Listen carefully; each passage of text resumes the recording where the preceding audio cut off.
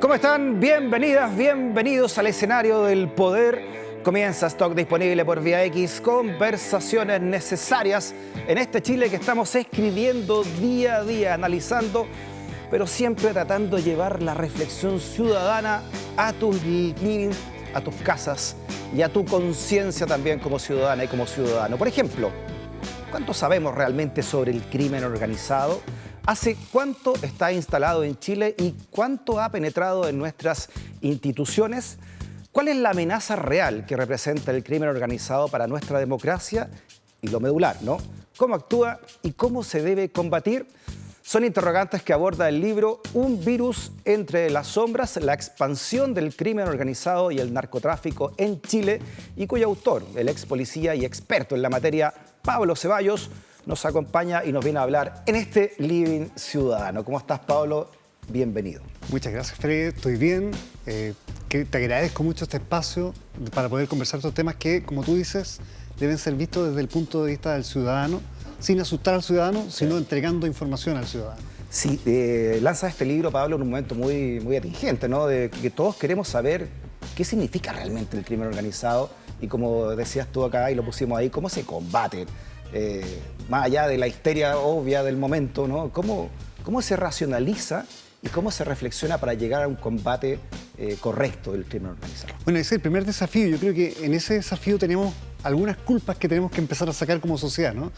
Una, yo creo que el concepto de criminalidad organizada siempre estuvo en el mundo muy académico y no bajó mucho a la sociedad, que desde mi perspectiva es la primera fuerza de resiliencia contra este tipo de amenazas. O sea, términos muy, la Convención de Palermo, algunas que otras cosas, pero no lo bajábamos a la sociedad, entonces la gente lo veía como un problema que no era muy cercano a mí, porque Chile, Uruguay, Costa Rica, Ecuador en su momento, eran países que estos eran temas, no, estos son de otra realidad.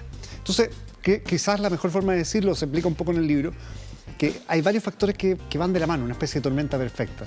El primero, entender que el crimen organizado es un modelo económico. El objetivo del crimen organizado no es solamente matar gente, no.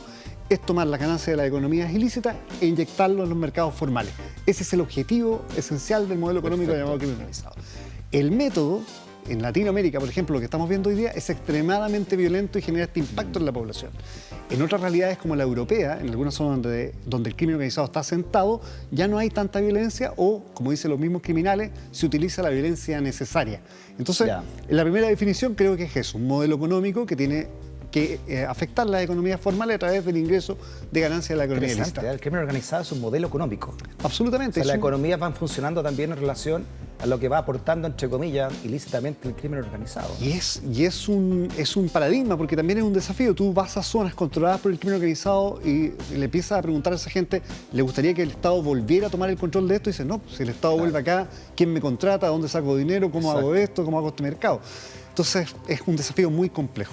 Vamos a desmenuzar entonces tu libro y también tu expertise como asesor de países latinoamericanos en la materia, Pablo, ¿no? Veamos, por ejemplo, este extracto que viene en tu libro. Dices tú, la verdadera criminalidad organizada encuentra un punto en común, es ideológicamente agnóstica y poliamorosa. Solo le interesa encontrar socios funcionales a lo largo de todo espectro político, los utiliza o se utilizan mutuamente para obtener réditos de impunidad, mientras se corroen los cimientos democráticos y la confianza ciudadana, ¿no? Claro, no le importa el color del gato, lo que importa es que caza ratones, decía Deng Xiaoping, ¿no? Sí, yo creo que esa es una de las trampas del crimen organizado, que ha fomentado una politización innecesaria y una ideologización innecesaria del concepto. Y es un problema complejo porque, efectivamente, el crimen organizado necesita tener relaciones con el poder para el objetivo final que hablábamos económico, inyectar esas ganancias de economía ilícita en los mercados formales. Y ahí es esencialmente poliamoroso. Puede tener relación con de izquierda, derecha, ultraizquierda, ultraderecha, un pelado con un peludo, un gordo con un flaco, da lo mismo. Lo importante es tener relación con alguien que está en el poder.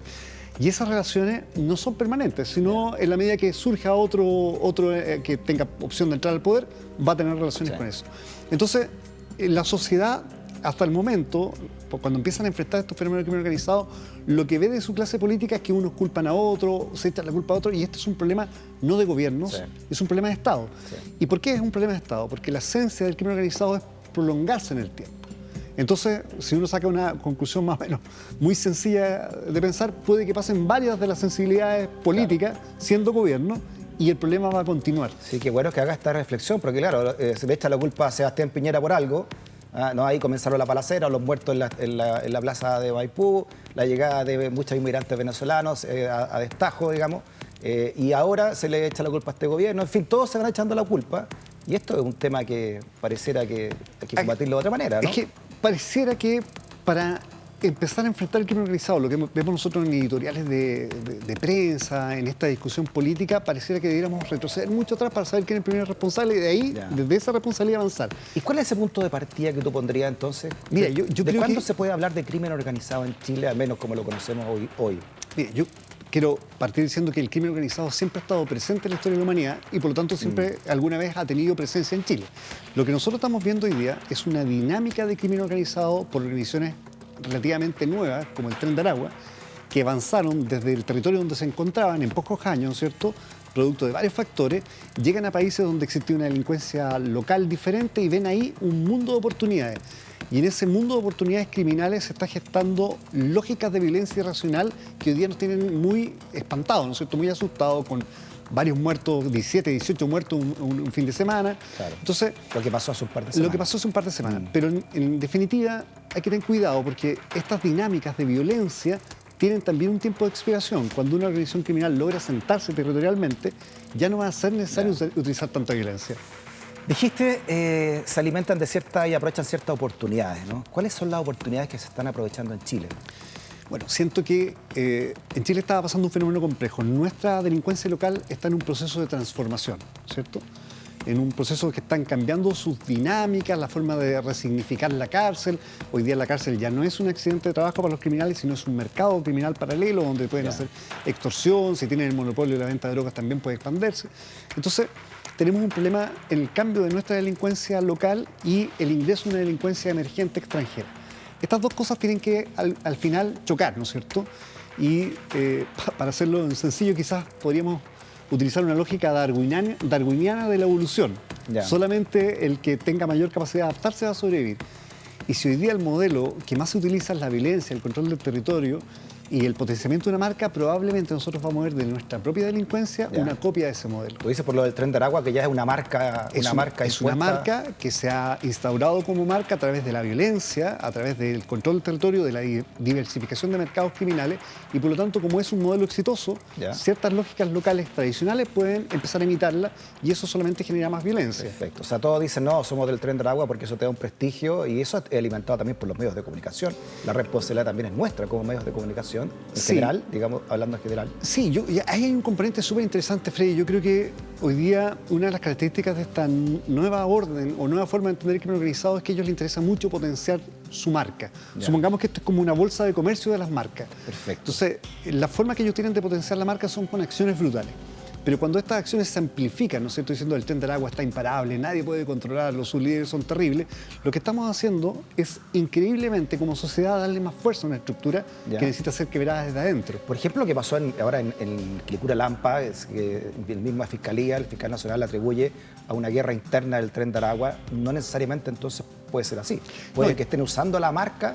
Yo creo que es una guerra interna de una marca que tiene diferentes franquicias que hoy día quieren superponerse una sobre otra. Yo creo que eso sí, o sea, actúa como una empresa esto. Es un modelo económico. Impresionante. Cuando estuvo castigado por Abbott, ¿no? Emiliano Arias, ahora fiscal regional de O'Higgins en ejercicio, nos señalaba aquí como vino también a hacernos clases, ¿no?, de lo que era el crimen. Él en su calidad también estuvo trabajando en la PDI mucho tiempo. Decía él que es imposible que el crimen organizado entre en una sociedad o en un Estado si es que ya no ha corrompido ciertas instituciones, ¿no? Es la única manera que el crimen organizado tiene de actuar. Hoy estamos en presencia del crimen organizado. Ergo, uno puede suponer que ya ha penetrado nuestras instituciones del crimen organizado, sobre todo cuando lee noticias como esta. Pablo, no sé qué te parecen a ti. Gremio del barrio Mex y extorsión de carabineros se amenazaban con el tren de Aragua y con sicarios, decían, entre otras, esto que se conoció en el barrio Mex. También se conocieron otras noticias, Pablo, si tú leíste de droga que caía desde un entretecho de una comisaría. Todo lo que ocurre en la región de la macrozona sur con los ilícitos de venta de madera, también algunos, muchos ligados al narcotráfico, en fin. Asesinatos crueles, entre ellos lo de 3 carabineros asesinados y después quemados, y aún no sabemos la circunstancia de que eso ocurre dentro de un estado de excepción, que vive incluso toda esta zona donde ocurre este asesinato triple, ¿no? Sí. ¿Qué te parece a ti todo esto? Bueno, el crimen organizado tiene componentes que son motores para poder funcionar. Sin esos motores no existe crimen organizado, que no olvidemos, modelo económico, quiere proyectarse en el tiempo. El primer motor, indudablemente, es la corrupción. Necesita tener socios, pero no solamente en el poder político, como en la película El Padrino, no solamente con las policías, sino también empezar a corromper otras áreas, ¿no sé?, de interés corruptivo, como las penitenciarías, el sistema penitenciario, las cárceles, los sistemas financieros, el tejido social en forma general. ¿Ya? Ese es un componente. El otro componente es el control del territorio, obviamente, ¿no es cierto? Corrupción, control del territorio y potenciamiento de marca criminal. Hay que tener cuidado porque cuando uno empieza a observar eventos que cada vez son más frecuentes, más complejos respecto a corrupción de los reguladores naturales del crimen organizado, como son las policías, nosotros tenemos que entender que también pueden haber intenciones de corromper un nivel superior. Porque, en definitiva, si el crimen organizado corrompe solamente al policía, puede evitar que lo detengan, ¿no es cierto? Eso puede ser subjetivo. Pero también necesita corromper a quien lo juzga, que es el sistema judicial, a quien lo persigue criminalmente, que son las fiscalías en este caso. Hay que poner mucha atención, las sociedades tienen que estar alertas que esto es un modelo exitoso para el crimen organizado y, como todo en la vida, un modelo que resulta exitoso se replica. Oye, espérate, porque también uno puede pensar que esto ya está pasando en la justicia respecto de algunos casos que han ocurrido o por extorsión o por compra, no sé, pero están ocurriendo al menos fallos bien discutibles, ¿no? Plomo o plata, como decía Pablo Escobar, sí, ¿no? Mira, yo creo que sí. Perdón, el caso de la Ligua, que quedan libres 5. Pero mira, yo no quiero ser tan negativo, tan crítico, porque siento que cuando se conocen estos casos, todavía es una señal que el Estado y la sociedad está teniendo resiliencia a esto. Ya. El tema son sociedades donde estos casos son desconocidos. Ecuador durante mucho tiempo no se hablaba prácticamente de corrupción, y después de la violencia generada hace un par de años atrás y el surgimiento del caso Metástasis, caso Purga, se ve una corrupción bastante generalizada, pero cuando existía eso, cuando operaba antes que se descubriera, pareciera que era invisible. Entonces hay que guardar ciertas proporciones entre lo que se va conociendo, la forma como se van juzgando y cómo termina el juzgamiento. Yeah. Yo creo que ese es el punto clave, Freddy. O sea, si conocemos un caso de corrupción, tenemos que no solamente asombrarnos con el caso, sino cómo finaliza. Tú quieres ver el vaso medio lleno, entonces ya, centrándonos en el vaso medio lleno, ¿en qué nivel estamos? ¿En qué nivel está el crimen organizado hoy en Chile? Yo siento que el crimen organizado avanza muy fuertemente a contaminar nuestras economías formales, ¿no es cierto? Está explotando muchas áreas de nuevas olas de criminalidad. Se nos vienen fenómenos criminales que no conocíamos, como la extorsión, que va a ser muy fuerte probablemente en Chile. El caso que mostrábamos ahí, ¿no es cierto?, de policías extorsionando o brindando seguridad en forma paralela o ilegal a ciertos comerciantes. Son fenómenos muy fuertes, muy comunes en la región y que hay que poner mucha atención. La minería legal o la actividad del crimen organizado sobre la actividad minera, los puertos. Claro. Mira, este titular, por ejemplo, ¿no? La historia de los 2 PDI imputados por colaborar con el tren de Aragua, que el señor Pereo y el señor Ortega, ¿no? Pero claro, uno puede decir, ¿hay dinero de por medio o hay plomo y plata, la extorsión sí, pero o las amenazas, en fin, ¿no? También hay trabajo de control interno y eso es rescatable. No se trata de una defensa corporativa, pero yo he estado en países... Pero, disculpa, ¿por cuántos de los que se conocen hay otros que no se conocen? Es una buena pregunta, yo no tengo la respuesta. Porque claro, depende de cuántos pero pasan por debajo. Lo que sí podría decir que hay una correlación muy compleja y que hay que poner atención en la medida que tú vayas conociendo demasiados casos a la vez, que es lo que hemos visto últimamente en nuestra sociedad en Chile, ¿no? Sí. Oye, Pablo, yendo entonces a las soluciones. En medio de todo esto que está ocurriendo, el presidente anuncia una nueva cárcel. Ahí tiene un lío interno porque la quiere poner en Santiago, pero la alcaldesa no quiere en plenas elecciones, imagínate lo que significa eso políticamente. Pero, ¿cuál es la solución? Viendo también lo que tú has vivido en Ecuador. ¿A ti te gusta comparar el caso con Ecuador o poner alerta en lo que pasa en Ecuador, más que en México, ¿no? ¿Por qué primero? ¿Y cómo se puede? Es más reciente lo de Ecuador. Tenemos una población similar, son 18 millones de habitantes, 19 millones de habitantes, tienen condiciones muy parecidas a las de Chile, por eso lo toco, pero no es porque porque no sea diferente. A ver, lo de las cárceles, por ejemplo, lo primero es decir que las grandes organizaciones de crimen organizado de los últimos 30 años en América Latina han surgido de una cárcel. No han surgido ni de poblaciones, ni de barrios, sino de cárcel. ¿Y por qué han surgido? Por lógicas de gobernanza criminal. La gobernanza criminal significa que quien domina la cárcel, maneja todo el sistema, no son los servicios penitenciarios, sino son los propios criminales. En el caso de Ecuador, por ejemplo, donde se produce la última epidemia de violencia, es la cárcel de La Tacunga, cerca de Quito. Yo estuve ahí.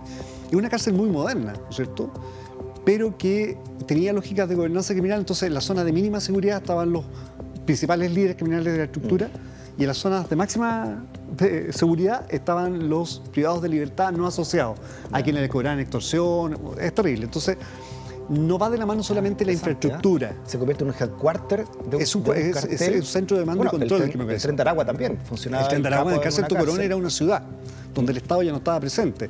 La crisis penitenciaria de Venezuela parte del 2004, y al 2024 esto ya era una gobernanza absoluta. Entonces, lo que tenemos que entender es que no solamente infraestructura, tenemos que trabajar en nuevas prácticas de segregación, en perfeccionar nuestro servicio penitenciario, en saber cómo vamos a segregar criminalmente, qué régimen le vamos a entregar a esta persona. Pero así como uno puede pensar que lo normal sería un régimen duro, también hay que pensar otras formas. Por ejemplo, si hoy día es difícil quebrar una organización criminal, a lo mejor la mejor forma es hacerlas desde adentro. Entonces, para un arrepentido de una organización criminal, ¿cómo podemos garantizar su vida dentro de una cárcel? Es un desafío del Estado. Porque no le vas a quitar la condena por la que está, pero sí tienes que garantizarle que si habla y nos ayuda a bajar el nivel de influencia de una organización criminal, ¿cómo garantizamos que dentro de una cárcel no hay gobernanza criminal y no va a ser asesinado? Exacto. Esos son los desafíos que hoy día tenemos. Interesante, ¿eh? Ve este titular. ¿Qué te parece en este contexto? Gendarmería frena intento de fuga masiva en Santiago 1.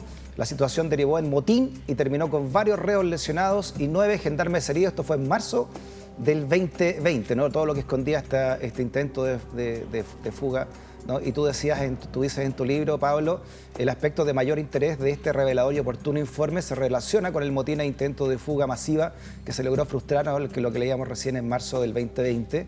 Entre los planes descubiertos estaba la intención de impactar un muro perimetral con un vehículo de alto tonelaje e incluso un autobús cargado de explosivos. Esto es lo que tú me estás diciendo, ¿no? Ojo con las cárceles, aunque sean de alta seguridad, etcétera, ¿no? Este es un punto muy importante. Este es un informe que emite Gendarmería el año 2020, que después lo replica el Observatorio de Crimen Organizado, que en ese tiempo funcionaba el Ministerio Público, con el exfiscal Toledo. Toman estas cosas y dicen, mire, algo está pasando en nuestras cárceles, aquí hay una alerta clave.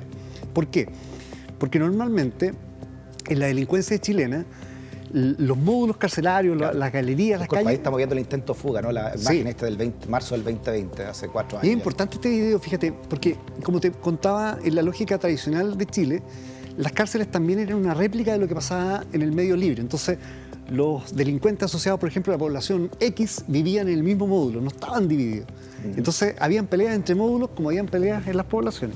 Lo que vemos hoy día en esta reconfiguración del crimen es que hoy día esto es más amplio. Y este intento de fuga masiva del año 2020 agrupa a varias personas que no debieran por qué estar agrupados. Perfecto. De hecho, hay 2 liderazgos. Hay liderazgos que son de chilenos y liderazgos que son de extranjeros, que querían hacer historia haciendo la fuga masiva con la justificación del COVID. Esto ocurre con la justificación del COVID. ¿Y esta fuga fue organizada por el crimen? O sea, ¿era parte del crimen organizado? Por lo menos lo que uno evidencia en este intento de motín y fuga es relaciones imbricadas que no debían existir. O sea, criminales extranjeros asociándose con chilenos para ver la posibilidad, porque este centro penitenciario, esto es un centro de detención preventiva, no están cumpliendo condenas. Y es apasionante, interesante, se trata de explicar bien en el libro, pero vemos esto, ¿no es cierto? Sí. Estos intentos de gobernanza criminal interior de los recintos penitenciarios. Sí, de manera de reflexión, por último, Pablo, y tú los pones también en tu libro, que busca soluciones y busca reflexiones en medio de esta histeria también electoral donde estamos nosotros, donde todos se echan la culpa unos con otros, en fin, para tener algún rédito mezquino dentro de toda esta problemática para sus propias huestes ideológicas, ¿no? Pero buscando la reflexión, te digo yo, siempre es importante que haya buen Estado para combatir, porque donde no hay Estado llega el crimen organizado. Exactamente. A actuar como Estado. Exactamente. Yo creo que como reflexiones, primero tratemos de despolitizar esto de esta cuestión de las fronteras, de la lucha de trinchera entre grupos políticos. Este es un problema de Estado, no es un problema ni de este gobierno, ni del próximo, ni de la oposición, es un problema de todos. Y no es un problema solo del Estado, es un problema tuyo, mío, de nuestros hijos, de la sociedad entera. Una vez que logremos comprender esa etapa, va a ser difícil, pero una vez que logremos entender, por lo menos haya un consenso que es un problema de todos, pasemos a la siguiente etapa. Hagamos un buen diagnóstico del crimen organizado que observamos para no sobredimensionar ni tampoco tomar medidas demasiado dramáticas que pueden afectar incluso nuestra garantía de derechos constitucionales. Y una vez que tengamos ese diagnóstico, veamos cómo enfocamos los pocos recursos que tenemos y lo hacemos bien. Pero no olvidemos que hay un campo de batalla también, lo conversamos al comienzo, ¿te acuerdas? Que no puede ser olvidado, porque ahí está la verdadera lucha contra el crimen organizado. Son los colegios, son las escuelas, son las salas de clase. Tú y yo estudiamos más o menos cerca, ¿no es cierto? Sí. Y entendemos que el verdadero desafío es lograr que un profesor logre quitar el influjo del crimen organizado a un niño de 12 años para que no entre en este circuito. Claro. Si el crimen organizado quiere quedarse en un país, necesita reclutar tempranamente jóvenes para proyectarse en el tiempo. Pero ¿qué pasa, Pablo? Y aquí también tenemos un debe como sociedad. ¿Qué pasa si un joven, ¿no? o una joven ve que después de estudiar 12 años va a salir y no va a poder competir realmente con otra persona para entrar a una universidad que tuvo mejor educación?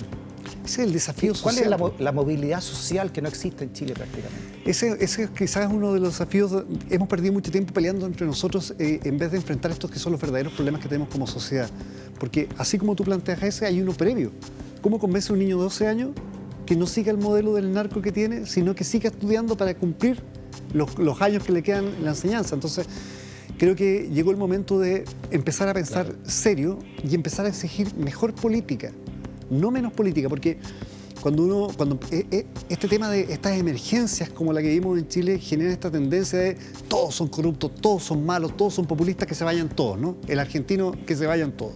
Pero resulta que lo que tenemos la oportunidad de empezar a decir, mira, ¿sabes qué? No queremos una mejor política porque este problema tiene que ser solucionado desde ahí. ¿Es mejor política, por ejemplo, el plan Calles sin Violencia? ¿Sirve en este sentido? O sea, ha demostrado que no ha sido muy efectivo, pero tiene mucho que ver con la emergencia que a lo mejor tenemos y a lo mejor... Claro, pero es más efecto comunicacional, ¿no? Esta foto que lo que realmente puede aportar, o un estado de sitio. ¿Qué te parece a ti sacar militares en esta llamada guerra contra el narcotráfico? La palabra guerra, tú me decías, incluye muertos, por definición, ¿no? O sea, pero tener militares en las calles ¿sirve de algo? Pucha, a ver, ¿cómo lo explico, Freddy? Yo he llegado a la conclusión que la primera guerra contra el crimen organizado es la guerra que se instauró en Estados Unidos, en el tiempo de Reagan. ¿Te acuerdas de la guerra contra las drogas?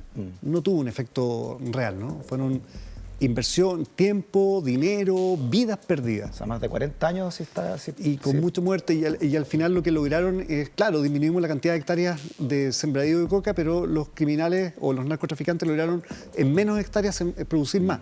Entonces, en realidad no funciona. De repente, el último botón de resiliencia social que tiene un país como Chile son los militares por una emergencia criminal. Pero hay que saber para qué, cómo, dónde y cuánto tiempo va a durar. O sea, cuando yo estuve ahora en marzo en Ecuador, las cárceles están controladas desde adentro y desde afuera por militares.